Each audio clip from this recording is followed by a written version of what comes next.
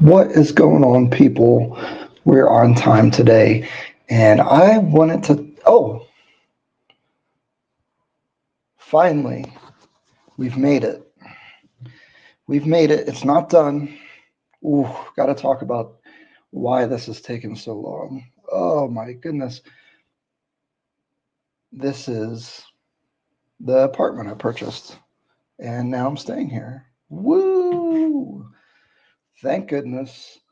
Although it's been a headache. And if you notice, the content has been less lately because I've been so busy dealing with issues.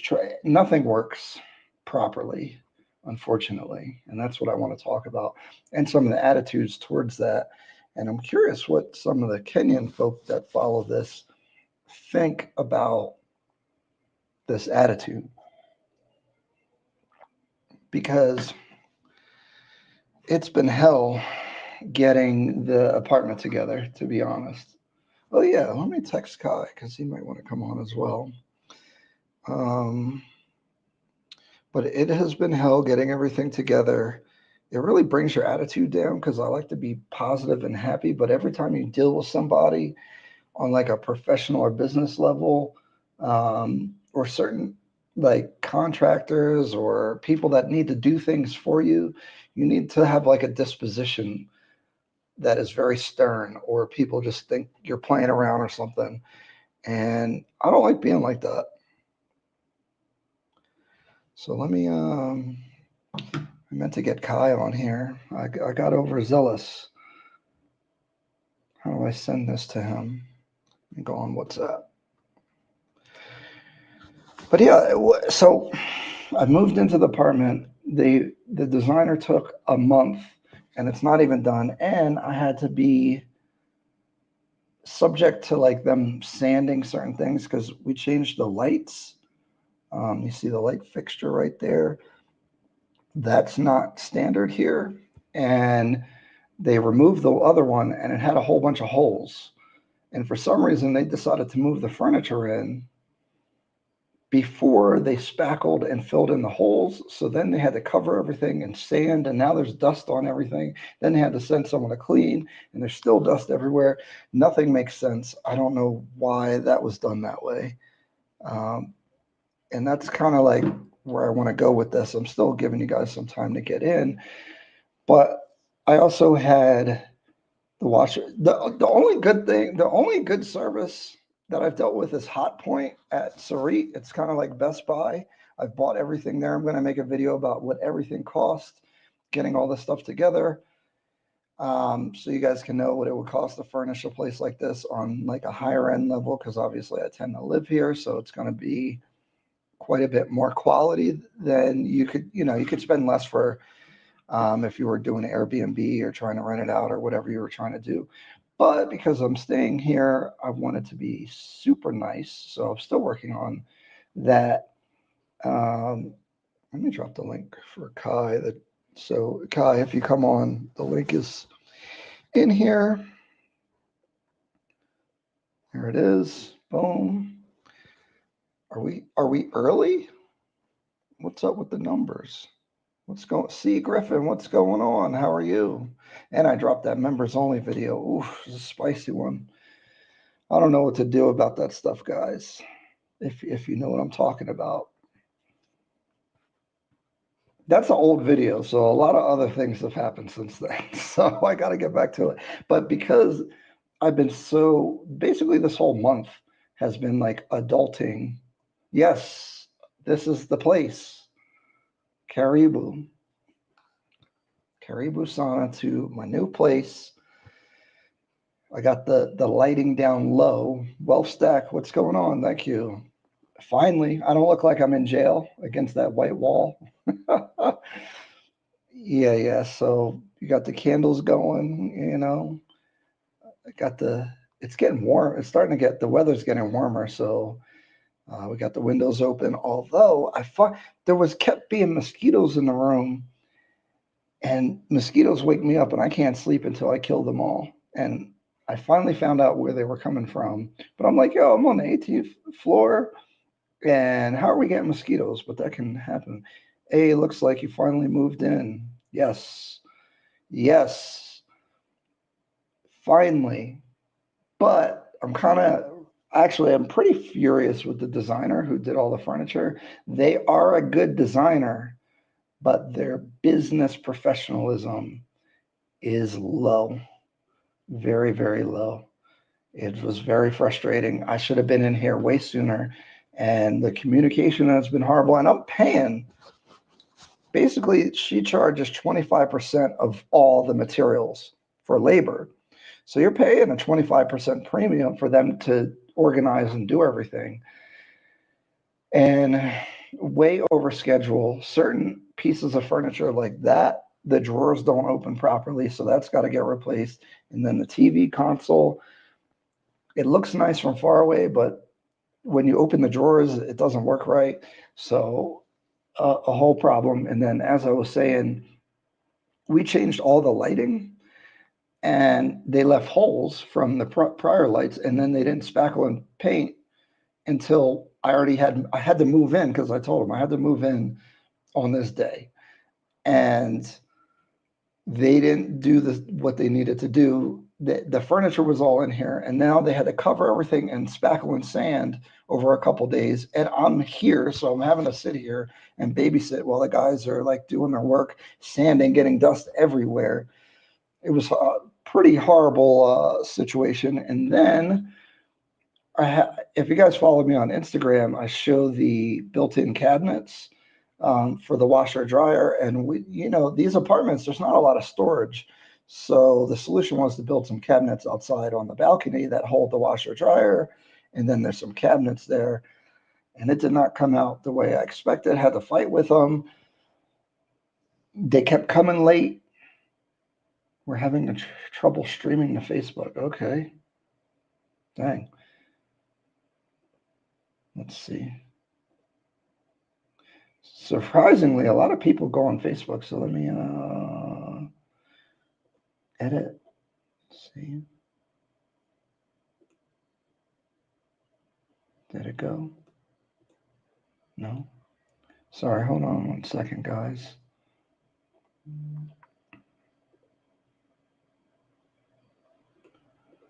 Sorry. 1 second.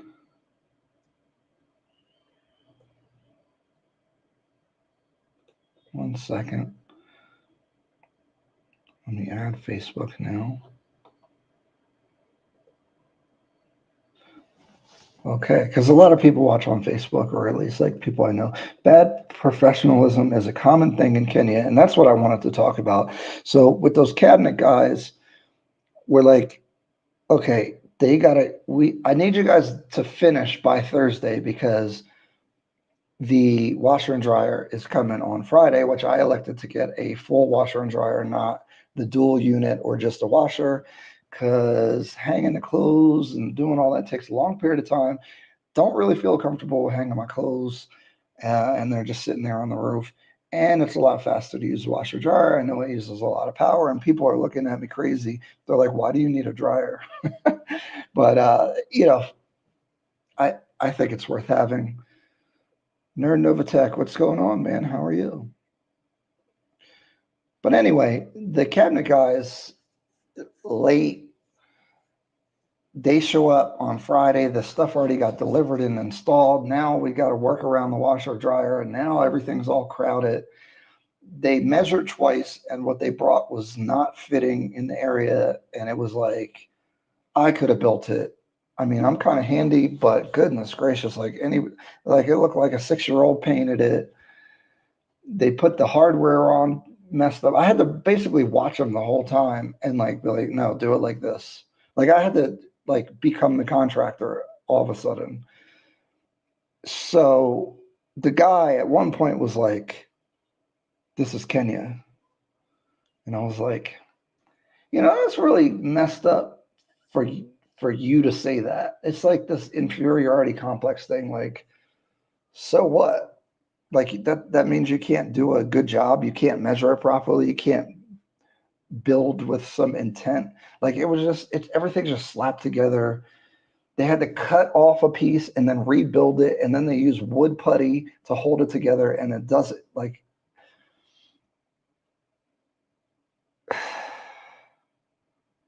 ridiculous, you know? And he's like, this is Kenya. And I'm like, that's what you think of yourself? Like, what does that mean? You know, they had a drill, like they had tools, you know what I mean? Like they could have done a better job if they just had measured properly, took their time and did what they needed to do. So I don't feel like, because he was like, oh, we don't have this tool, that tool. I was like, dude, you can definitely do this without the tools that you're talking about. So like, I don't know. It really stuck with me, especially because basically this whole month I've been just dealing with problems. Because basically I'm adulting and getting the property together. I had to get my car serviced. And then, you know, people are running game with that from time to time. Although the Shell Auto Express is pretty good. I got the headlights upgraded. That was an annoying disaster. They told me to come pick the car up. It was done at 7. It wasn't done. Now they're saying they're missing a part. Well, why the heck did you book the business and now you don't even know what parts you need? Then they end up getting it working. And I'm like, I thought you needed a part. So what happened with that? Like, are they jerry rigging it? Like, what's going on? And the annoying thing is that I really like to keep a welcoming and positive attitude. But if you're like friendly to people, they think that they can play with you. So now I'm having to give people like the death stare the whole time we're negotiating and talking, which I don't like to be that way. And you got to like be really stern and you got to be kind of a dick to people. And unfortunately, that seems to be the way that people respond, which is really annoying. Tumble dryers ruin your clothes. No, I think hanging your clothes out in the sun bleaches your clothes. My clothes have I've dried my clothes my whole life, and I don't think my clothes get ruined by the dryer. When I hear these stories, I really get angry. They can't do a good job. Yeah, it's like we're Kenyans, so this is all we can do. It was like that was the sense that I got from it, and I don't believe that. So it's really disappointing. But if you believe that, then you are just going to do a crappy job at everything, not come on time. Yeah, I like cursed them out a couple times. Like I said, if you don't come on time, I'm taking money off. And then I'm like, yo, you said this time. And then I call them every 10 minutes, like, where are you at? Where are you at? And then they're telling stories. And it's just like, yo, you have no respect for yourself. Your word is not your bond. Like, what is wrong with you? You know, and I know this seems condescending, but like, why is acting like that okay? Especially like as a man, like aren't you supposed to show up, do what you're supposed to do? Instead, they're like, it's very short-term thinking, you know. Liben, that would piss me off. I love how detailed you are, even more reason to hire you. Yeah, I'll find a way that I can get hired at some point, because good. I was thinking. And, you know, I look at Traverse Culture. I like that they hire local Kenyans and I like their business model. And I'm the kind of guy to crash out and figure everything out because I want to be capable of ordering the cabinets, getting this done, doing certain things. I want to have the knowledge and ability and the contacts to do that. Just because I'm kind of an independent person. But I was like, could a normal Western person come here and operate and get stuff done without this attitude? Like if you're just coming here to move or relocate or whatever, I think it would be quite challenging to deal with all that stuff. You know, to me it's a little bit of a challenge that I kind of like, but a little bit of a tipping point throughout this month. Because and then I think the other issue is, you know, I'm here for 3 months and basically they ate a month of my time. You know, I had to stay in Airbnbs. I had to move a couple times because then it got booked. And then I don't know how long to book the Airbnb for. Plus, I'm paying for the Airbnb when I own this place that I could just be paying for here.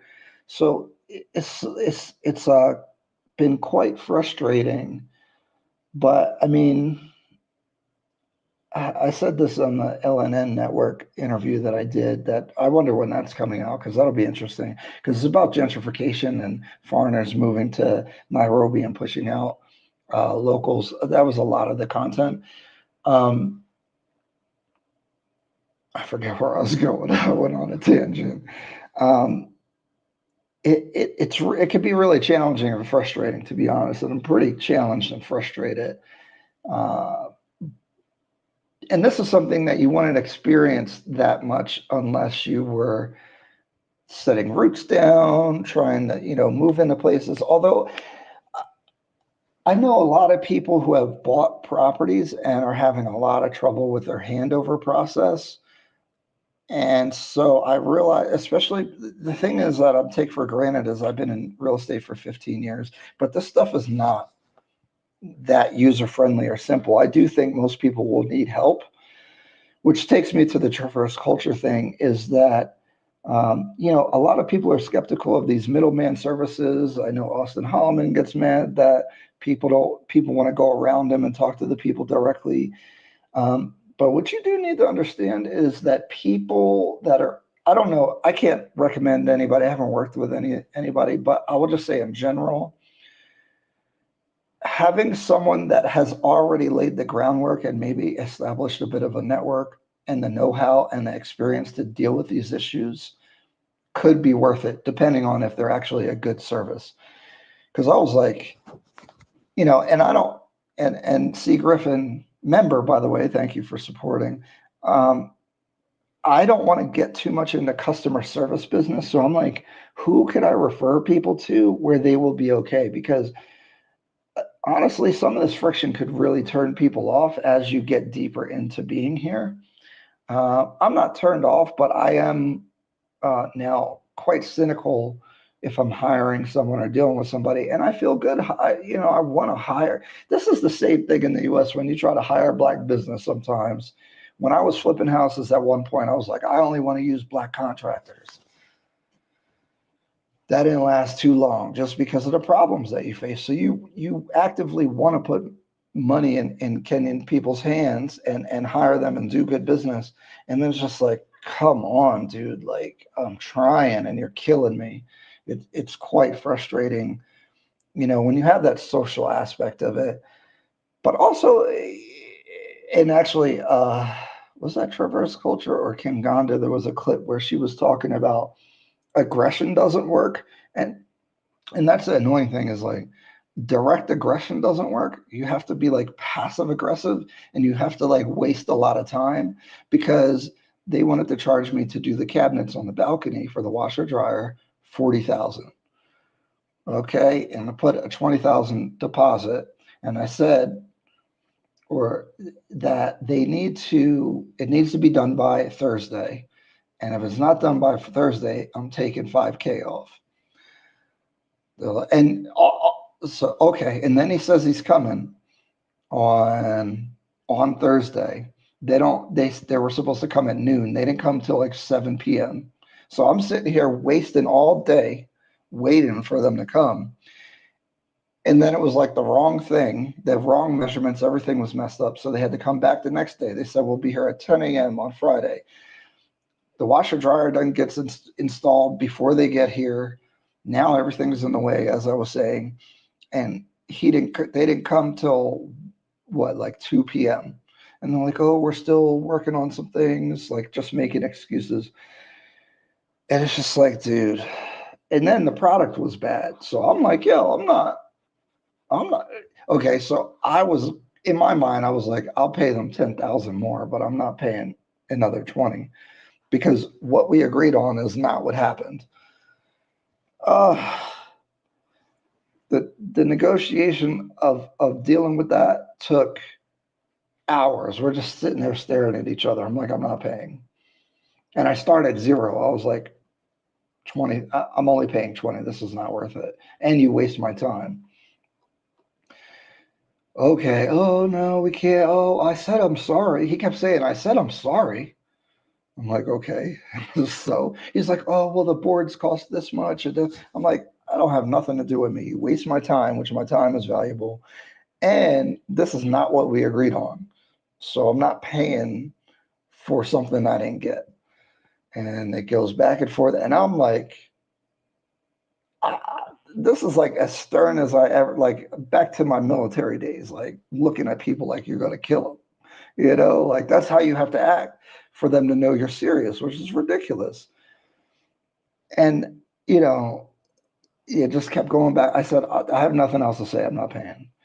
Which I was planning to end up on 10, but you got to play this game. You got to do this dance. Like, okay, I'm not paying anything. And then it's like, bro, just because you guys worked on it, I'll give you 5. Oh no, oh I can't. Oh, blah blah blah. Oh, like his problems became my problems, and I'm like, dude, no. So and then he's like, oh well, I'm just gonna come take the stuff. I said, yeah, take it. I don't want it. Just send me my money back. Take it away. I'll get it done some other way. He wasn't going to do that, even though I didn't care. They could have taken it. For what it wasn't worth it. So eventually, I'm like, look, the most I'm gonna pay is 10, and if you want anything else, I don't know what you want to do, but that's it. And it took that whole negotiation took like an hour or 2 hours just standing there staring at each other. So I say all that to say, a lot of you guys, first of all, when we're here, I'm here for 90 days. So my days are valuable. Like I want to enjoy my days. I don't want to deal with all this nonsense. So a lot of you guys are coming for 2 weeks. I don't see how you could get all this stuff done in 2 weeks unless you hire a service that actually can get the job done, or people really well. And even if you know people, I don't think it can happen. So I say all that to say, some of these middleman services that people are trying to get around or don't want to pay, they probably save you money and a headache. Because they're going to try to overcharge you in the first place, so that you got to deal with that. Safari 254, what's going on? Fundis in Kenya are hit or miss. You can get a very professional one or an outright nightmare. Yeah. Don't give them money, I think is the thing. As a Sea Griffin, as a foreigner, you are limited on time, and the least they can do is be professional. Thank you for sharing your honest experience. Yeah, that's the thing. That's like they don't care about time. And so imagine you're traveling here trying to get things together, or you're only here for a limited time.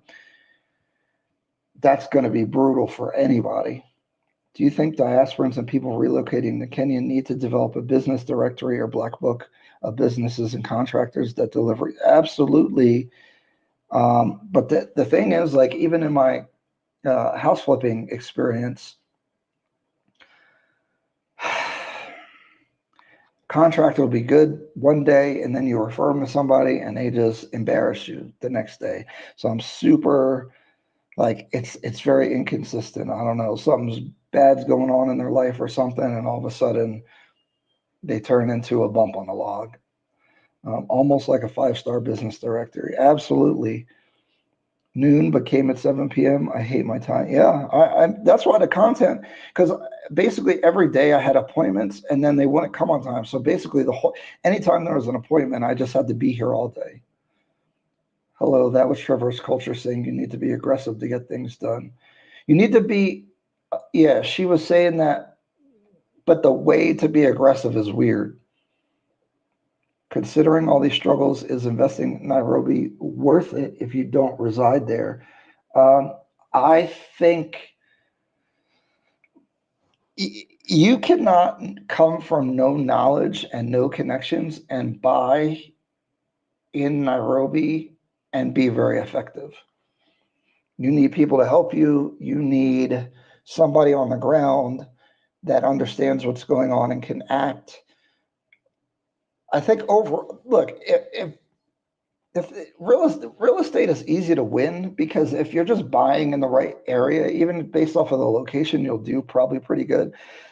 But if you want to be very effective and do the best possible, you need to be here. You need a good agent. Like, I don't know what you want to call this person, but you need a team. You need somebody that can get the job done for you. Like I'm telling you, I've been talking to a lot of people, and to be honest, they've been too trusting with the handover situation. And some of these people are Kenyan diasporans. Actually, most of the people I've been meeting with out here are Kenyans that haven't been back to Kenya in a long time and are returning home.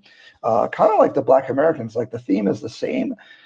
to some degree. And it's funny that they want to talk to me because I guess they're also detached from Kenya and aren't used to like how things work either. But um, they've been going through some trouble. I feel bad for a couple of people. Like the handover is real bad, and it's some projects that I would have never recommended.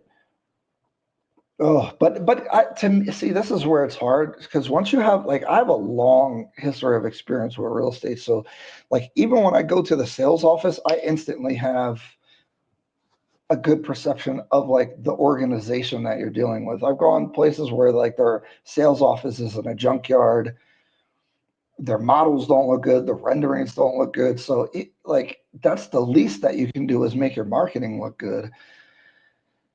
So I just yuck. I've been to places that were just an instant turn off. And I actually have some like I've recorded and I didn't put them out because I wasn't I didn't if you don't have anything nice to say, sometimes I just don't say anything at all, to be honest. And most of the projects that I put out there are at least like decent when I post them. So that's it. I, I I still think it's good to invest, but again, just like anything, you need to know what you're doing, or you need to hire somebody. And I'm not look, you can't hire me right now, so I'm not saying that to promote a business. It's bad. Like I've done stuff um, just to be helpful for some members and some subscribers that are purchasing here. And I'm like, dude, this thing is jacked up. You're going to have a hell of a time dealing with these guys. But maybe you could avoid some of those things. There's a lot of best practices that we've been developing. So something that I've been meeting with more attorneys, which more attorney content is coming. I'm going to update the off-plan guide with best practices on negotiating the sales agreement and contracts. I found some landmines in there that, I'm not the biggest like proponent of contracts. They're not going to save you if like the worst thing happens anyway, because if the developer goes out of business, it don't matter what it says on paper, right?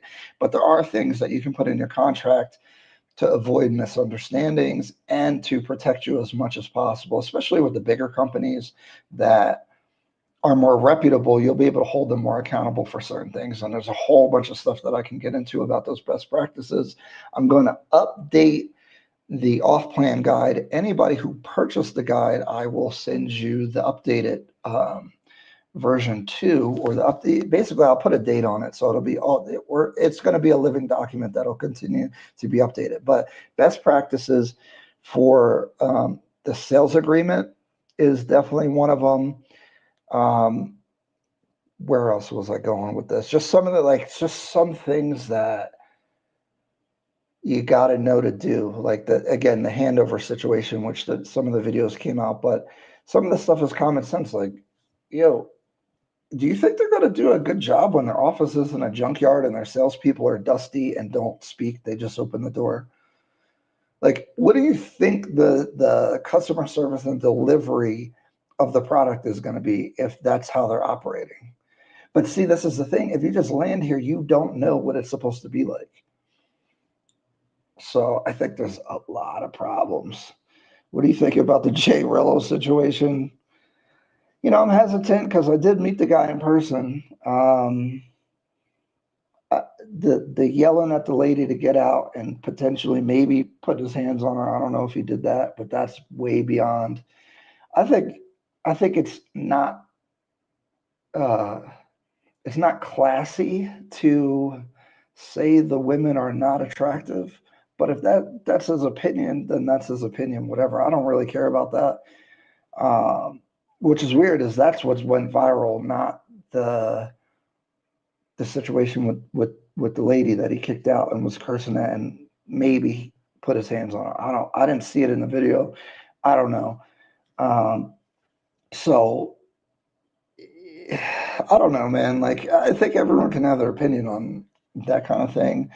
But it does that video just was like real dark energy that is like, I don't know. I think, and a lot of the experiences that he's talking about, I haven't experienced at all, to be honest. So everyone has their own experience. Maybe it has to do with how you move or how you're acting or behaving, because he was saying that women aren't approachable and all that. I've never felt that way, but you know. Teddy Brewski's sad that's the case. Them not taking pride in their work makes you want to question everything about the building itself. Yeah, well, these guys were like the cabinet guys, but yeah, like you got to pay attention to the details of not just the details of like the construction, but how is this company operating? And that's why it's so important. Oh, when I was talking about best practices, you got to look at their prior developments for sure. Like that's if you're doing it on your own, you need to go do research on their past two or three developments, see what it looks like, see how it's maintained, what's the management company, because the management is becoming a thing. I've been having some negotiations here and at my other property. At the Lavington property, I've been getting involved in the HOA to kick out the developer as the manager because they're doing a really bad job. There's a Diasporan Adila Relocation Services. She seems to have found the perfect team of fundis for guys. This is, and this applies to me. You got to be skeptical of all online stuff. Like this is why, in theory, I think these are good businesses, but are they doing good? And I'm not saying they are or not. I never heard of this particular one. You just got to be careful. And that's the hard thing is I can't recommend people I haven't worked with, but I would love to figure out who is the go-to person because again, I can't help you with all the relocation services. I could point you in the right direction, but I can't do everything for you. And it'd be great if I could refer you to somebody that I know will, because what I'm realizing is like this is not for everybody to just come and try to do everything that I'm doing, but that doesn't mean that you can't come and do the same stuff. You just need somebody to help you, I think. Why don't the developer offer these services after turnover? It would be so much easier. Because it's small potatoes for them, and it's like probably a lot of micromanaging that's not worth it versus what you can make from selling the developments. That's the thing, guys. Like business is hard, and every time you get into a new aspect of the business, there's all kinds of problems. And then here, especially, like if someone doesn't show up on time, it's a cascading negative effect on everything else that you're trying to do, which is can be devastating. And why deal with that if it's not super profitable? Let me check my messages real quick. Okay. Can you share the projects you didn't like but leave them as a member only and made a disclaimer? I want to see a contrast from the property you showcase. That's really good, C. Griffin. I probably should do that. Maybe I'll put the bad ones in the members only. I was going to do a developer tier list. I haven't seen all of them though, so maybe it's a little, I don't know, but that's a good suggestion. I can't wait for you to visit South Africa one day. You're going to love it more than NBO. We'll see. I don't know. Kai, what's up? Let me drop the link in case you want to come up. Kai's about to leave. I haven't even hung out with Kai because of all this nonsense. We were supposed to go to an event and I wasn't even able to go because the guys came at 7 p.m. or whatever. Robin Lanes, welcome to the live for the first time. It's usually a vibe. I am getting off in 30 minutes. So I'm keeping it short today. Hey, Ryan, I love the content. Have you checked out Capitol Heights or Mont Bleu? Mont Bleu is by the Marble West developer. We haven't looked at Mont Bleu specifically, but I do like that developer. Oh, here's Kai.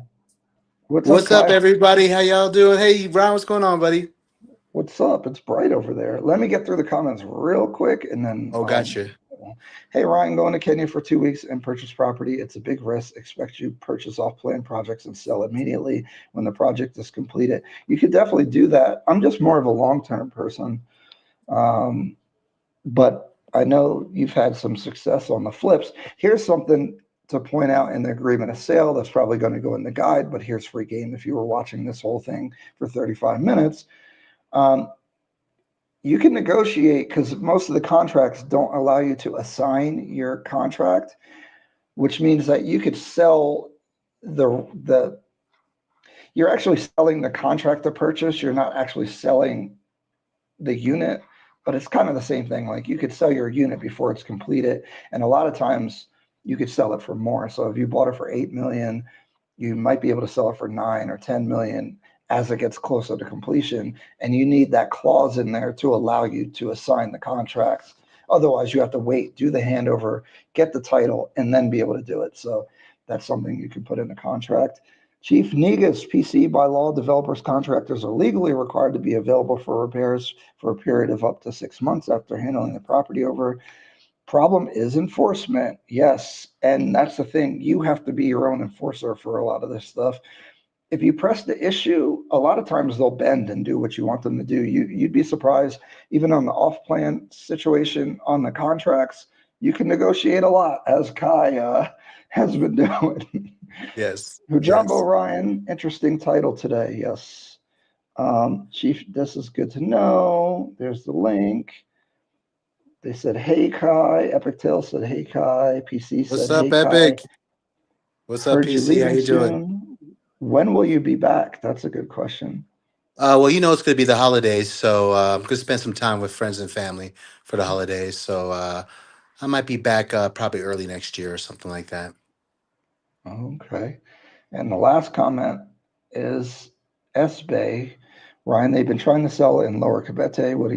What's to what's to that? Do you know of anything about it? Not sure of the developers. I think I know which one you're talking about. Maybe not, but just in general, just like any major city, the areas outside of the city are just going to get developed if for people that want to pay a little bit less because the further away you get from, say, Westlands, the cheaper it's going to be, right? So you could get the same nice property further away, and Lower Cabete is pretty good because you're still close to Westlands. So that makes a lot of sense, to be honest. What's up, Kai, man? How are you? How have you been? Sorry I stood you up today. Don't worry about it, Ryan. I felt I so wasn't butthurt, bad, man. No, no, no. dude. Wasn't heard about it or anything else like that. I know you got 17 things going on all at once. You're looking like you're defeated, but you're doing good, man. You're here for Sunday's sermon, which is a good thing, bro. So I'm glad that things are gradually getting smoother for you. But like what I'm saying, man, it's not that it takes a toll. It's just like you want to get things done, and it's a waiting process here. So you just got to be patient, and sometimes that can get a little frustrating, but it's also just like a learning process for us, and hopefully we can kind of relay our experience to you guys, so you guys can kind of, I don't know, so it'll be a lot easier for you guys. That's what I'm thinking, you know. I would love to get a network that I could say, talk to this lawyer, talk to this person for this, talk to that person. But it's a long road to get there because you have to have a successful interaction. So I Yeah. mean, I'm not going to be hiring these people every day, so I don't have that many opportunities, and I'm not just going to send you somebody because they seem cool.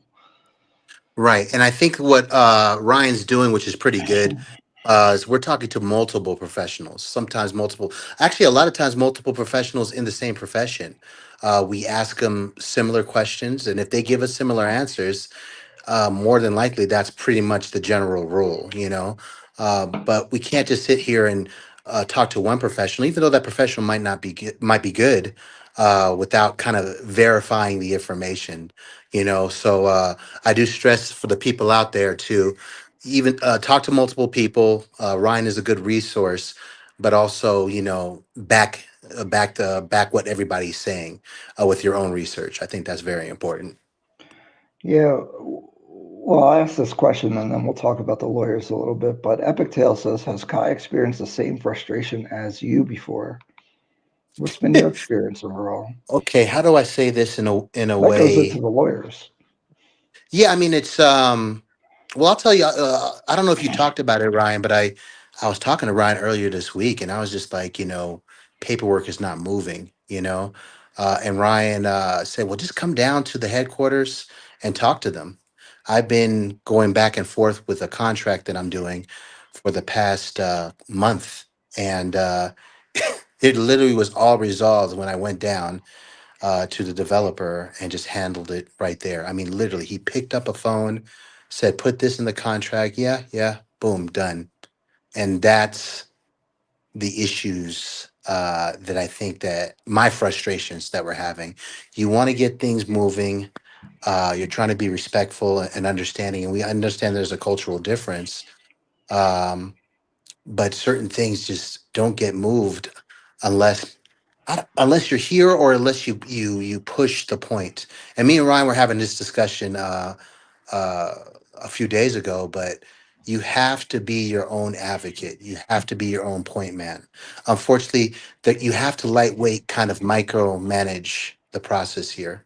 One of my old coworkers said, "Your urgency isn't my emergency," and I think that's true. You know, this is our invested money, our hard work that we're putting into developing this place, but we should also put a strong interest in it.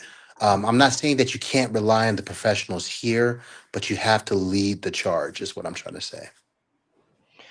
Yeah, that was the big point. And everybody that's trying to do any kind of business here or whatever, anything beyond just being a tourist, you can't hire someone and just be like, they got it. Like, I don't have to worry Mm. about it. Like, you can't Right. hire a lawyer and be like, my lawyer got it. He'll sort it out. You got to look at that contract. And when the lawyer says something, you got to look up what they're talking about and make sure that's right.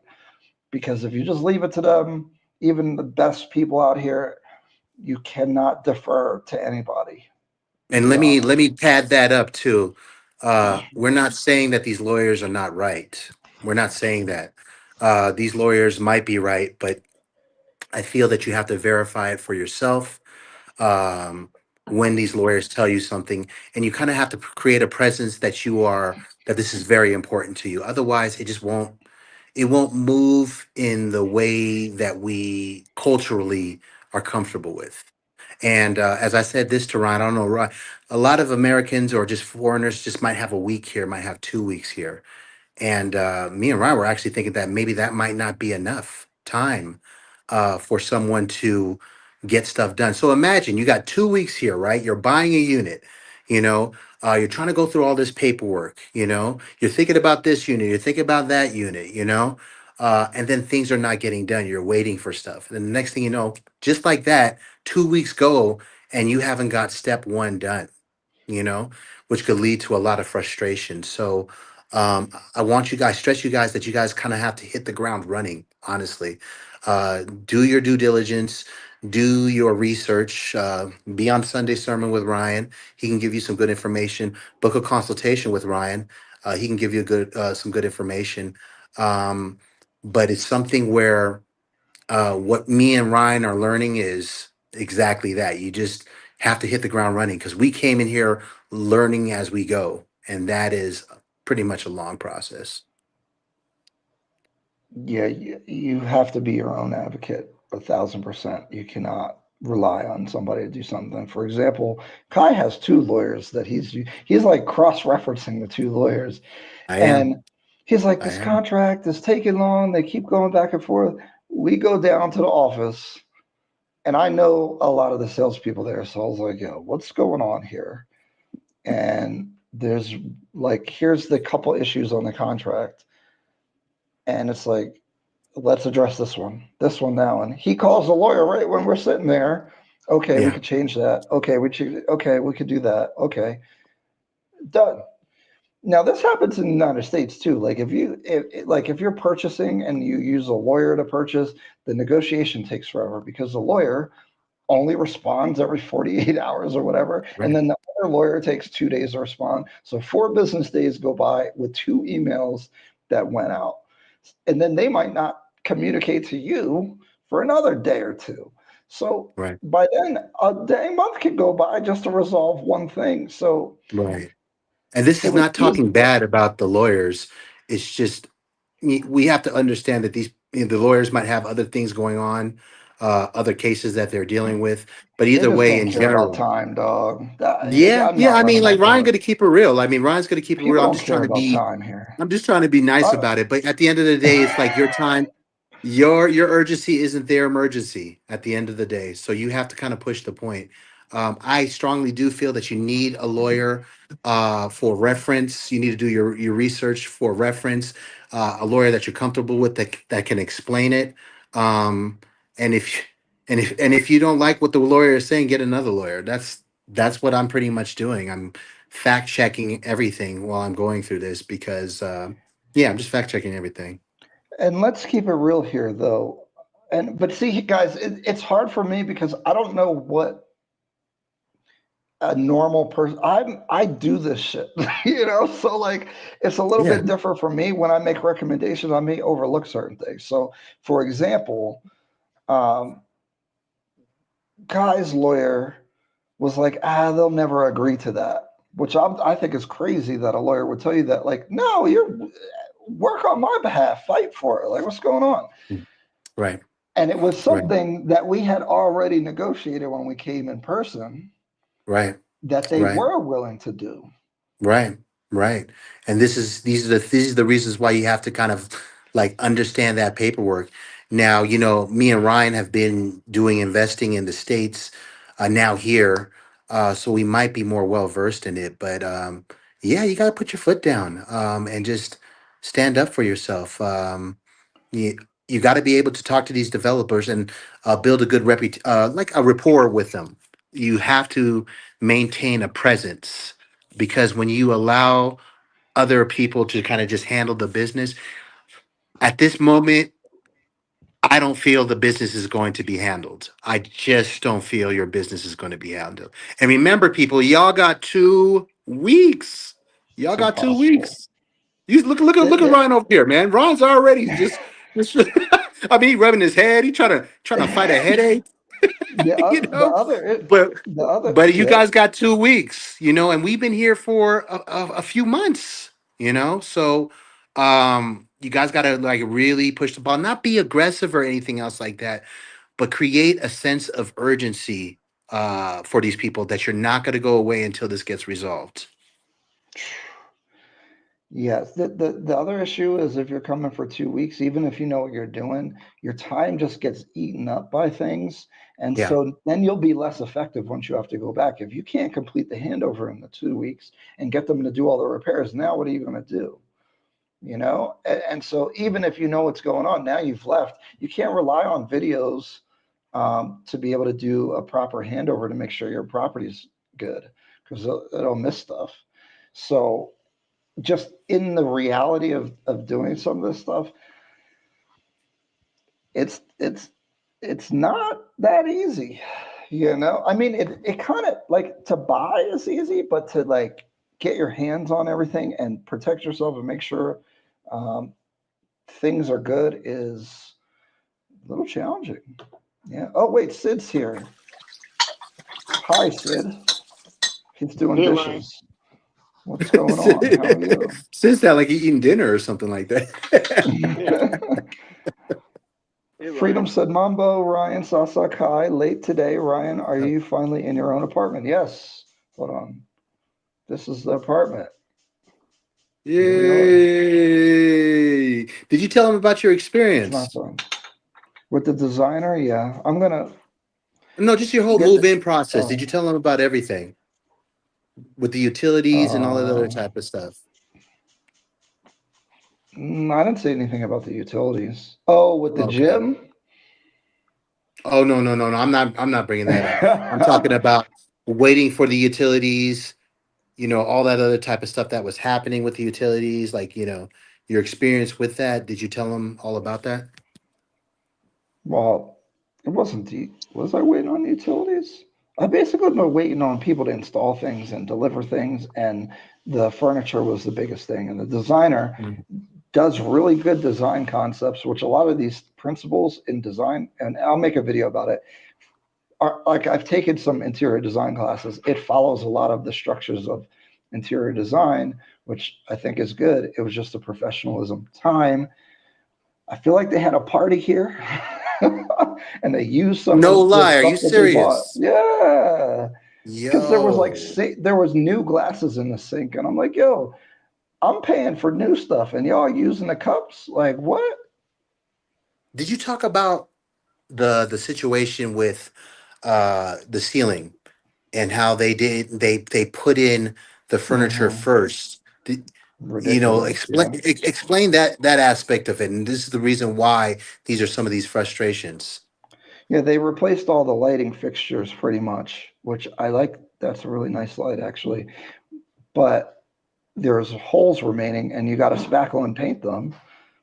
But they brought all the stuff in here. Like, I don't know why they didn't do all the hard, dust, dirty work before. So I moved in because I had to move in.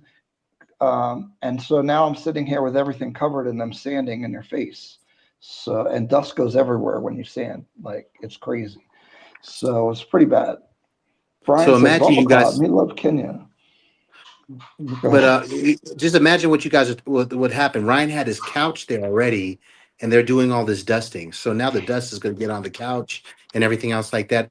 It's it just didn't make sense, is what They had like. ketchup stains on the couch. They did clean it, and it is, but the stuff looked dirty. But like, I'm like, what the? Why? And Man, also, I they think really did have a it party over there. it hurts my brain because all of these problems, I see clear and easy solutions to not have it be jacked up. So I'm just like, I can't So I'll take give you it. guys a perfect It's just example of. not smart. It's just not smart. Well, we're not trying to be critical or anything else like that, but there were certain things that were just kind of like, okay, made you scratch your head, right? So, for example, Ryan's Oh, refrigerator came, that's it. okay, Oh, big refrigerator, okay, I mean, big refrigerator, right? But Ryan's microwave also came, right? Like about the size of whatever, the size of a microwave, right? So the guy comes in and he puts the microwave in the path of where he was supposed to put the refrigerator. Me and Ryan are literally sitting at Ryan's table. It was nicely designed, by the way. Um, and they pick up this heavy refrigerator and they're walking, but now the microwave is in the way. And they literally are trying to move to the side to get out the microwave, but they're in a funnel and they can't do it. So I literally have to get up and just m- move the microwave out the way of where they were supposed to put the refrigerator. People, I mean, if you if you're gonna put in the refrigerator, why not just clear a path and just get the refrigerator in, and then the microwave can just be put on the side. But that those are the issues that we're kind of dealing with. I think that sums up like the frustrations, right? Because first of all, they do it every day. And like if you watch movers, like there's a reason, there's a process. They do certain things a certain way. You'd be like, dang, I didn't even think to do it like that. And then here is like, dude. And now, see, this is what happens. Now they would have had to put the refrigerator down. Now you're banging it on the ground again, on the floor, tiles. Now you can scratch stuff. Yeah. You got to put it, and then it's hard to pick up because you can't get under it. So then you got to Yeah. go move the thing. And I know this sounds simple, but this is like literally why things are jacked up. Because like just have a proper order of doing things. Because now you got to move the thing, then you got to lift the refrigerator. Every time you lift it, there's a risk of dropping or messing something up. Bang It's into a just like, wall, something like that. Yeah. Yeah. why, Yeah. why, So yeah, why? so I don't understand.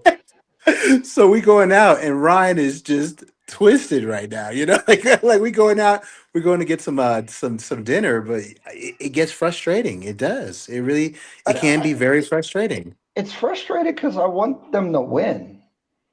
So I No, also am like, dude, I agree. if you just do it better, like, No, what's no, you know? I totally understand. But these are the things that you guys asked me about the frustrations. Those are the things that are frustrating. And if you didn't move the microwave, hypothetically, if you're just not here and they do something like that, and then they make a hole in the wall because they trip over the microwave, that's another issue that's coming out of whose pocket, people? Whose pocket? It's Everybody's coming out of paying your crazy. pocket. Yeah, they'll Exactly. be It's like, coming out of your oh, I pocket. didn't do it. Yeah. And then they're gonna go, well, you know what, we'll fix that. And then that's a delay. You got a hole in your wall. I mean, these are the things that could pop up if you don't kind of watch, you know? JJ said 2 weeks. Why would you buy property if you don't know the country? It's not that you don't know it. It's that maybe you are still in your other country and you're relocating or doing whatever, or you're split. You know the country, but you got to come here and be effective here.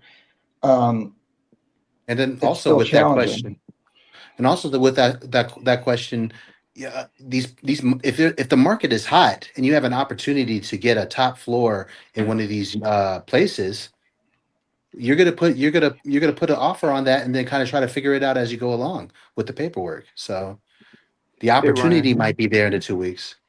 Hi, Sid. What's up? Hey, how you doing, man? Kai, how What's you up? doing? How you doing, Sid?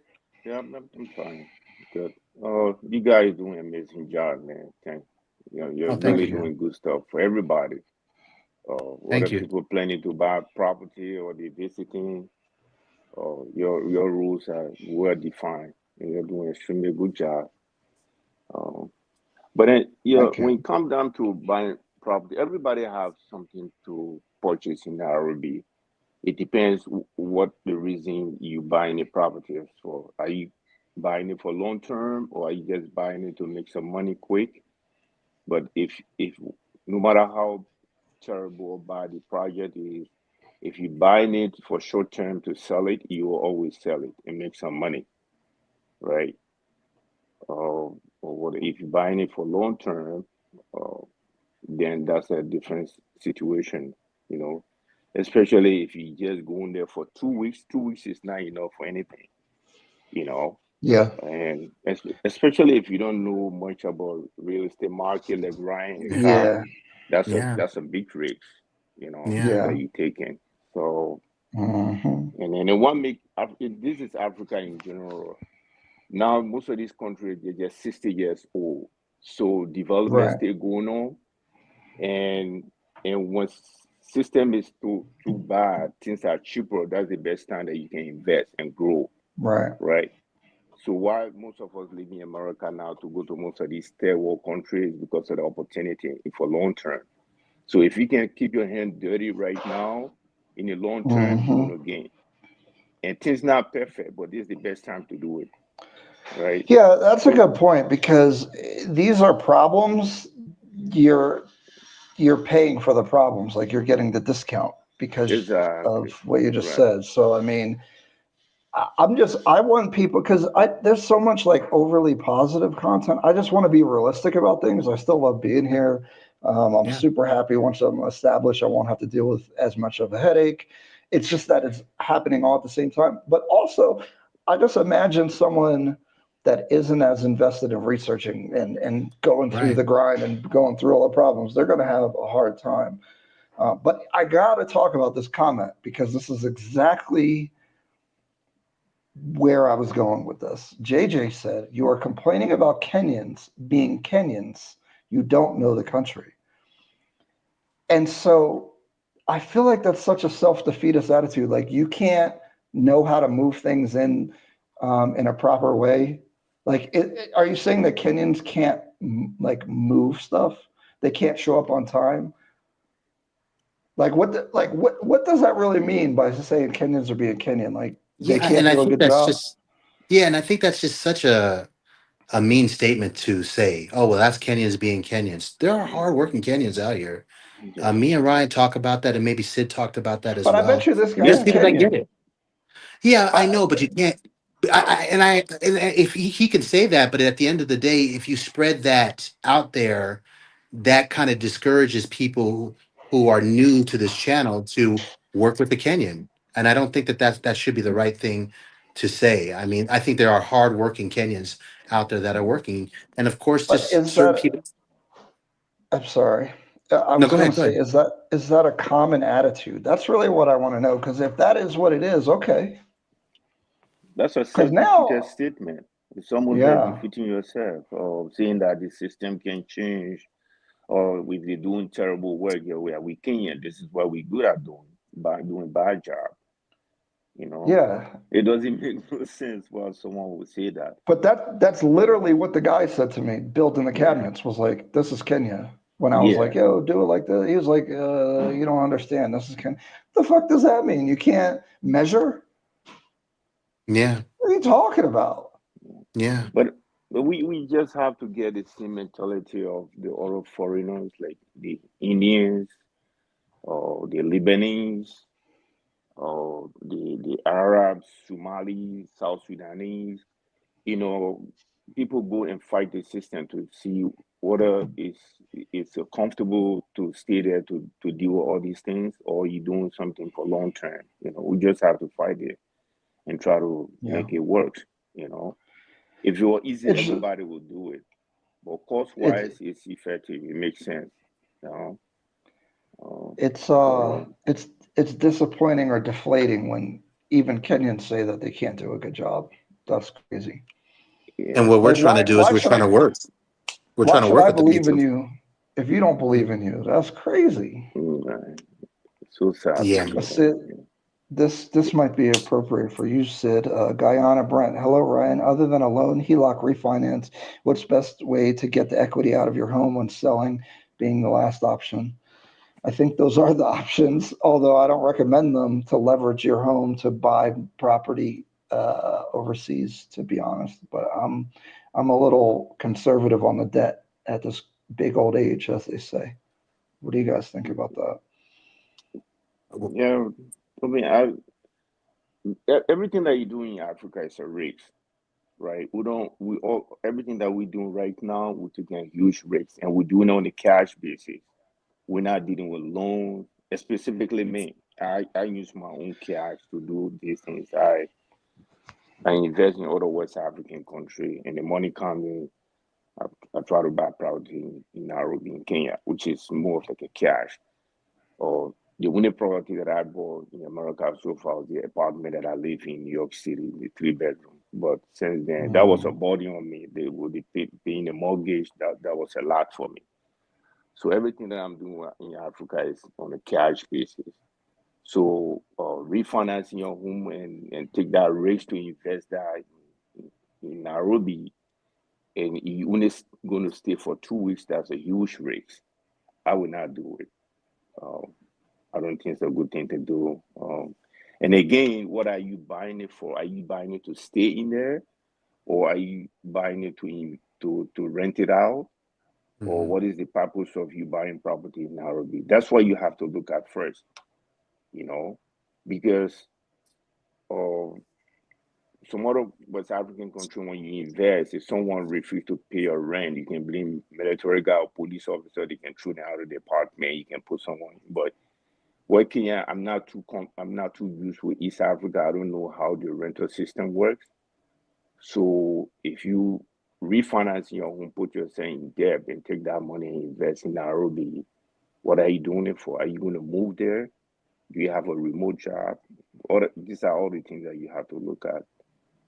You know. Uh, and the one thing I want to talk to Guyana Brett about, uh, if you're from Guyana, I'm from Guyana too, Georgetown finest over here. But um, I heard briefly. I think I saw Ryan's show the other day, and you came in. I think you got a property. If I in Atlanta, I did buy a property in Atlanta. I'm a strong believer in if you have assets in America, try to hold on to those assets as much as you possibly can. Um, I know that these guys are talking about not dealing with debt, but if you can manage to keep your asset in America, especially in Atlanta, inside the perimeter, I would try everything I possibly could. Now, also, you own that property in Atlanta, which means that Airbnb strict rules that they have in Atlanta could be doesn't matter with you because you're the owner of it. You can definitely house hack your place depending on where it is. You can rent it to students, you rent it to whoever, and make money off of that. Um, but pulling your equity and like what Sid said, and not doing the proper education about this can be a little bit risky. However, I'm a strong believer that you can if you do it wisely, and the interest rates are pretty good. And then you could come here. But as Sid and Ryan and I'm saying, it's a cash business over here. The loan percentages are way too high. So it's very important that you get a good interest rate in America with the equity that you pull out of your house. But then you have a game plan of exactly where you're going to invest that money. Just like what Sid said, you got to be educated before you make that move. It has to be a process that's just really quick to where you can just get it all taken care of. So yeah. Just factually, debt increases your rate of return, but it also can increase your losses exponentially. That's exactly how debt works. So you can make more money or you could lose more money. And so it increases your risk, and you're already buying somewhere that's more risky. So now you're amplifying your risk by adding debt on top of the risk of buying in a foreign country. So I don't recommend it. C. Griffin said, "Smile, Ryan." I'm venting about certain things. I see some of the guys are like, "Well, this is Kenya. Get used to it." Hmm. Sure.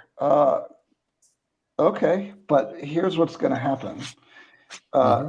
People are going to come and they're going to run efficient businesses, and the people that don't do that are going Yeah. to have a hard time. And I mean, that's just what's going to happen, you know.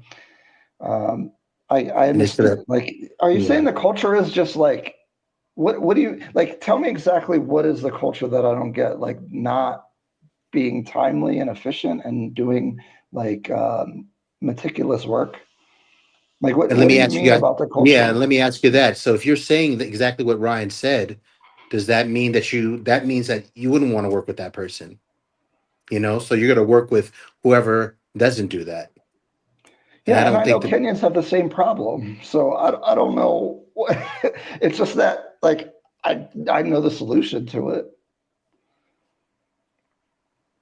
And then so they say, but you want U.S. quality at Kenyan pricing. But the thing is like there's no barrier to you doing a good job in certain circumstances. So why not do a good job? That's my point.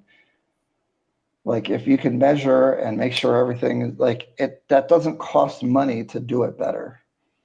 and But Especially here's the because thing. I think here's the thing. I'm saying you're capable of doing it. Or if you're saying that these guys aren't capable, fine, then I'm wrong. But I think that's sad if you yourselves are saying that they're not capable. yeah, And but I think that's, Ryan, go ahead, Sid. no, sorry. So what he's saying doesn't make sense to me. So my experience with the Chinese developer, right? They set a standard for certain properties. So they see that 90% of the people that purchase this property, they get accepted, whether it's a terrible work or if whether it's a good work or if it's not a good work. So when you visited my apartment in Shangri-La in Westlands and you took all these pictures, so what I did, I specifically spoke with the project manager and sent him all Mhm. these pictures. Pretended to him that I knew about real estate market, I knew about property, I knew if it's a good job, if it is not a good job. And I told him specifically that I figured out all these things that are wrong. And I'm going there, I'll be there in September, and I'm going to be getting the key by October 31st. I want all these things to be fixed. I'm not strange person in when it comes down to real estate market. I'm an investor. I know more about property, and I've given you guys a lot of clients.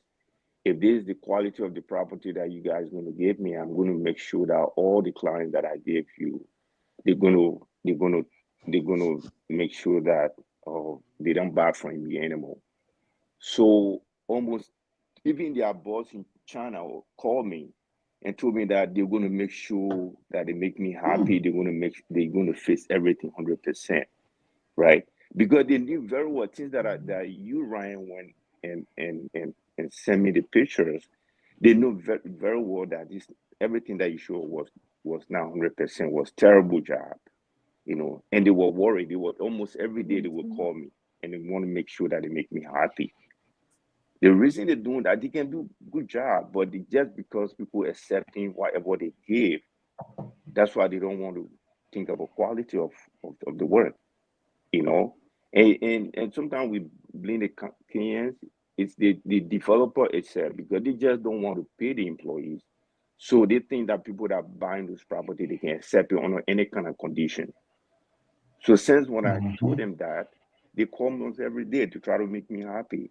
And Wow. I talked to other friends that purchased from them that they should put the same pressure on them. So we have to Right. change the system. We have to change the mentality of people. You know, this is It's not it's funny you Kenyan say supposed to that say anything. because Yeah. I've had a similar situation with this developer here, that they've been kind of listening to what I've been saying about certain things, and they're like, "Oh, okay." So there's that too, is that they do move more than you think they will, because in the U.S., if you talk to some big corporation, they're not going to care about what you're talking about. So that is pretty positive, and that's pretty cool that they've been talking to you every day. I was kind of doubtful about it, but I have been coming around to the fact that they will work with you. Um, so that's pretty cool. Yeah. But if I may say something about this, Oh if yeah. you're looking to improve, right? If you're saying I want to make money, strong work ethic makes money. Speed makes money. If you can get it done before the next guy, that person is more than likely going to come to you, refer to you. This is the guy that can get it done. They don't want to hear the excuses. They don't want to hear the explanations. They just need that guy that can get it done. So if you are in this economy and you're trying to make it out, you're trying to stand out, speed pick up the phone, respond, try to get things done, create a good customer service. But you just saying, well, that's Kenya, that's just kind of just like making discouraging outside investors to work with Kenyans. When Sid says you But can work with it, when the Chinese are here and the Indian here, and they're giving you the service and the speed that you're not getting from the Kenyans. No, this is why we're here. We're trying to work with the Kenyans, but we also are trying to, it can be a little bit frustrating when we can't get things done and we keep on trying to open the door that you guys are closing on us. So you might go to another door that opens. and Jamma keeps saying, "Oh, well, you're paying them $1 an hour." I am not paying them $1 an hour. I paid the agreement was 40,000 shillings for basically three cabinets and just regular wood, and it's painted white. So that is close to US prices, okay, for what was being made. So am I paying them $15 an hour? Yeah, basically. And but here's the thing, you can't pay people per time if they're going to waste time. So that's the other thing, you'd be fired. So you Yeah. can't say, "Oh, well, are you pay like I'm paying for what you're getting or trying to." So things aren't that cheap here. That's the other thing. Like, where are you paying in Nairobi paying somebody $1 an hour? Like that's 200 bob an hour. That they're getting paid way more than that. So I don't know what you're talking about. And We people always make weird assumptions in the chat. Like, where y'all just making stuff up? Like, we're gonna pay these people $1. How you like that? Yeah, but I mean, So even with the salary, it's almost like you're saying that in China probably they paying people $2 or $3 per hour as compared to US where they paying people minimum wage of 750, but they still do quality work, right? In China, right? exactly, So yeah, it doesn't make that's a sense. good point. It depends on the economy. So if you pay someone in Nairobi $1 an hour, that's a lot of money. So if you compare that to the expenditure, the way you spend the money, that's not a bad salary at all. That's not That's a a good hourly point. wage at all. And So I Ryan, just you want to you real quick. I just want to point this out. I didn't make this about Kenyans. The whole point of talking about this is that the Kenyans made it about Kenyans when they say it's Kenya. I was making it about the people that you're dealing with because contractors are hit or miss everywhere. But Mhm. then it just really was, and even comments in here are like, well, you need to understand the culture. And it's like, if I hire different contractors in the US and have a bad experience, even the bad contractors aren't going to say, well, you don't understand. This is the US. Like, what does that even mean? You know, if you do it, if you're not doing good, you're just not doing good. And I Yeah, get you got that to the get out of that standards can be mindset. different, You got to get out of but that mindset. If you right, sit here and just keep on saying, well, that's just what Kenya is, no, it's not. You guys got to change that mindset. You know, if that's how it generally is, you don't have to go and follow the herd. You know, do your own thing and say, well, and don't generalize like that. I don't think I know that there's hardworking Kenyans here. I know that they get it. They just need an opportunity. You know, but when you make these blanket statements that all Kenyans are this way, that's very discouraging to some people who are here and new and trying to invest maybe for the first time. They might be a little weary of talking to a Kenyan when the Chinese developer is saying, well, I got this, and this ready to go. You know, so we got to be careful about these comments that we're talking about because we want everyone to win here. That's what I want to say. Yeah. But thank you guys very much, man. You're doing a very good job for all of us. It's I think we have to appreciate Okai and Ryan. You guys on the ground, you're really doing it, especially for me. I've benefited from you guys a lot, specifically going to my Westland project or my Westland apartment and show me all these mistakes, all these things that need to be fixed. And I'm putting the same pressure on the developers to the Chinese developers because I engage some of my friends and encourage them to buy properties in Nairobi, and they're all putting pressure on the developers to make sure that it's done correctly. So Mhm. even if they're not calling me every day, but they try to get in touch with me to make sure that we happy. And we need to change the culture. We need to change it. That's the only way we can change things. But I think you two guys are probably the two most important people on the ground right now.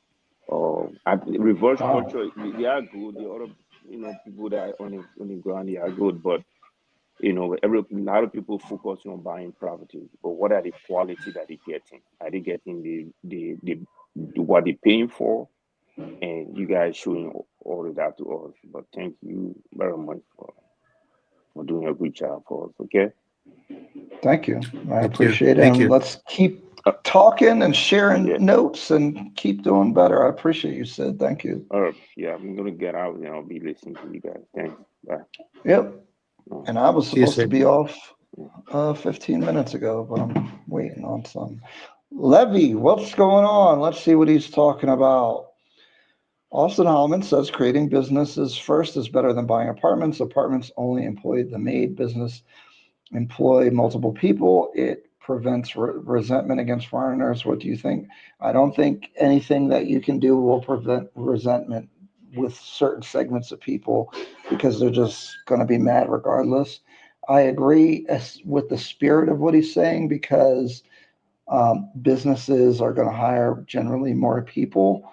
Not to say that real estate employs people, all the people building the projects, Yep. the agents, property managers. There's a lot of Kenyans working on these projects. So it's a little short sighted to say that. But I agree with the spirit of what he's saying. I just think, guys, I had a hell of a time trying to furnish an apartment. So imagine trying to run a whole business. You're dealing with this. Somebody keeps talking about this polychromatic thing with the time. There's some people saying this is Kenya. Just deal with the issues. Don't try to improve. Don't try to. Hey, we just want to be like that. You know, there's things you don't know. Then there's legal stuff as far as immigration. And someone was talking about in the comments work permits and all that stuff. So here in Kenya, that stuff is not cheap. So to get all your stuff together, and then know how to operate and know what the market needs and understanding the culture, because you can't just port your US business over here. It's not going to work because, again, the culture is different. I'm not like, I think people just take a really dumb, basic concept of what we're saying, and you're not listening to the broad spectrum of the point that I'm making. I understand we're somewhere else and it's a different culture. And I respect the culture. I'm here because I like the culture. That's probably one of the best parts. But that doesn't Yeah. mean that I shouldn't tell other people from other places what you're going to deal with. And there are things that could be improved without damaging the culture or making it worse. So it's a give and take. But basically, what I'm saying is trying to run a business here, trying to get your life together here is hard. So running a business is hard. Like, I don't know, over the last 20 years, this entrepreneurial stuff, everyone's their own boss and all that kind of stuff. It sounds great. Business is hard AF. Okay. It's real hard. And now you're trying to do it in another country. So times 10 on the difficulty. Are there opportunities? A million, especially because if you want to, if you provide American level customer service, it's going to be easy to get business just because of that. But there's so many problems and frictions, plus training the concepts. Certain things here that are done are not, it's a lot. So, oh, just start a business is not, and that's, guys, this is why I'm having kind of a come to Jesus conversation with you guys about buying here and really relocating and like spending more time here. You need to understand it's not easy. That's kind of my point. What do you got, Kyle? And yeah, I mean, I'm all for what Austin is trying to do. He's trying to make jobs for the people. He's trying to give back for the people.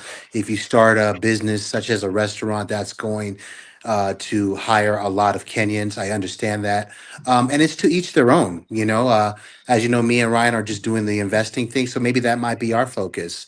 Uh, Plus, that's our some other people background. might, yeah, that's our background, right? Other people might have a lot of experience in the restaurant business. Um, that's a good case as well. But there will be challenges because you are stepping into another culture. You have to understand logistically how things move here, all these different type of things. So I think there will be a challenge with anything that you might have to do. But the key point that I want to say is that you got to come here and do the research. Don't just come here, start something and think that it's going to hit, because there's going to be a lot of setbacks. It's going to take some time in order to get any type of business kind of going, you know?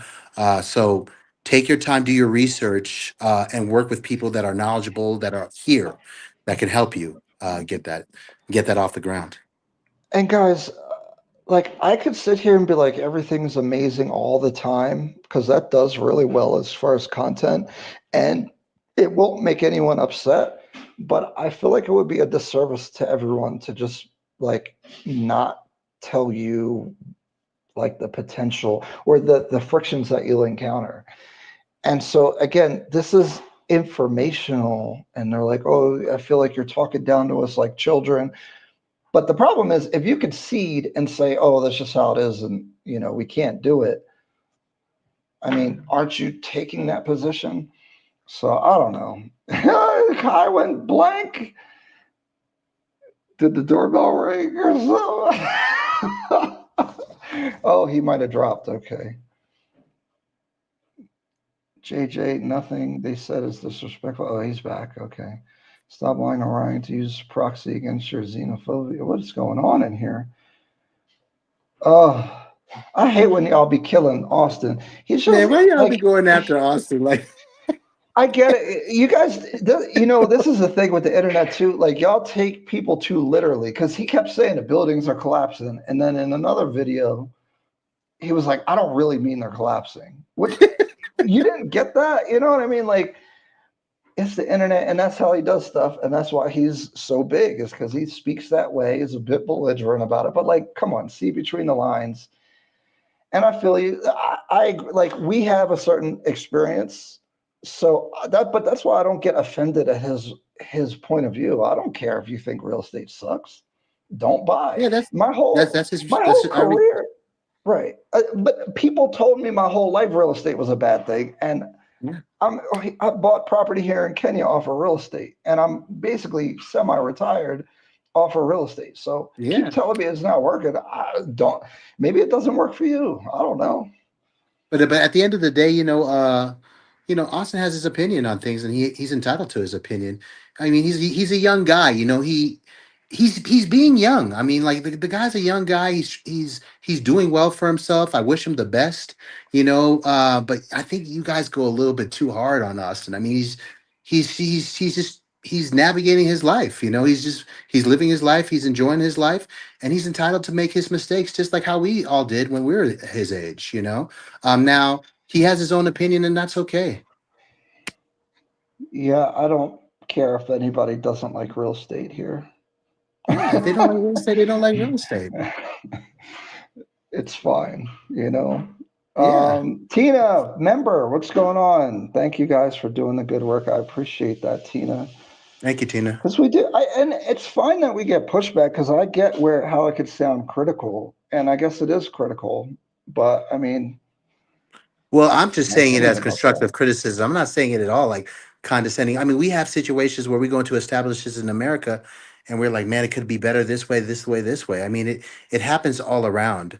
I think that what I'm just trying to do is I'm just trying to make sure that we promote whatever business that you might do. I just hope that you give back to the community. I think that there's something called ethical investing that we need to focus on. As you guys know, in America with the gentrification, there's places that were like dilapidated homes in the hood, and then people come in there, they build it, they build these fences, and then they're not talking to the community.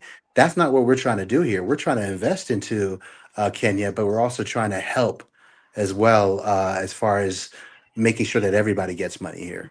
But you know what? Ron's keeping it real. I don't think that there's nothing wrong for us to tell you guys our experience and our opinions on that in a respectful way. And I think we are doing it very respectfully. I think I'm trying.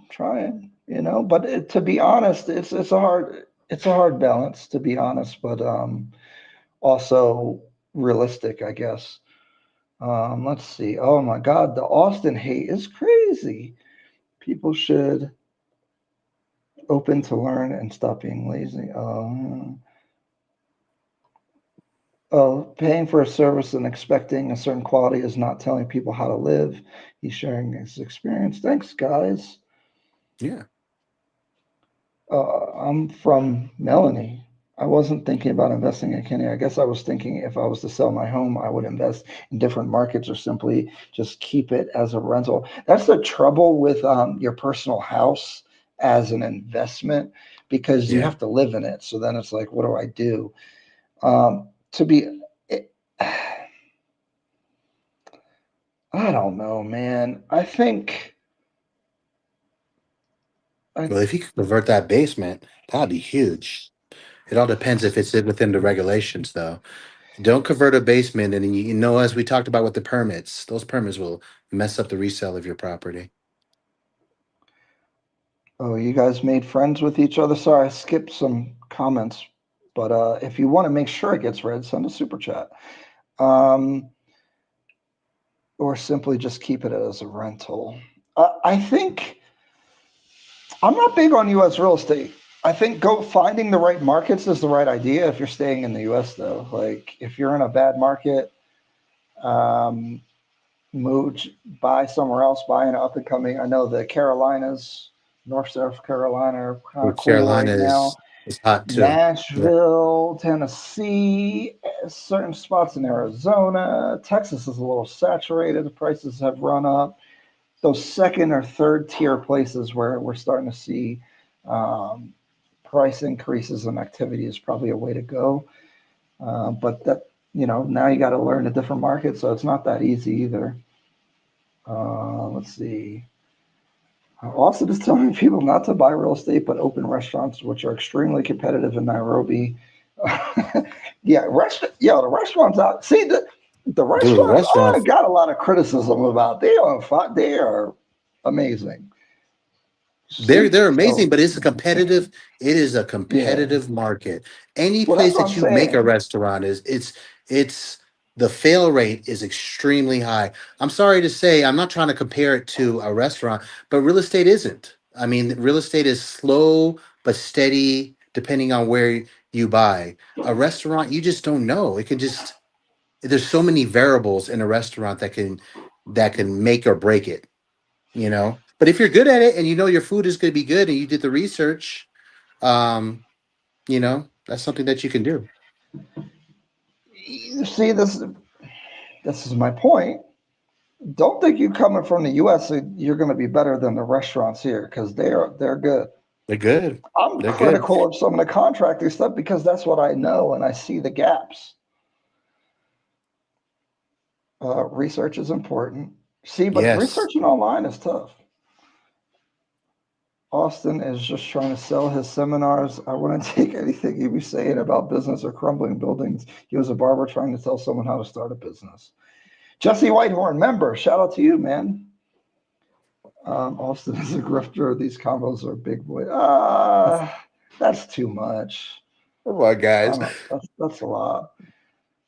To my fellow Kenyans in here, keep that "this is Africa" mentality up and natural selection that's going to take you guys out of business. That attitude is unsustainable in this increasingly globalized city. That's my point, is that it's not going to work out good because the people are coming. Now, you could do like Tanzania, I guess, and just try to ban everything, but what's going to happen over there? Because even Kenyans are like, oh, well, we just won't go there no more.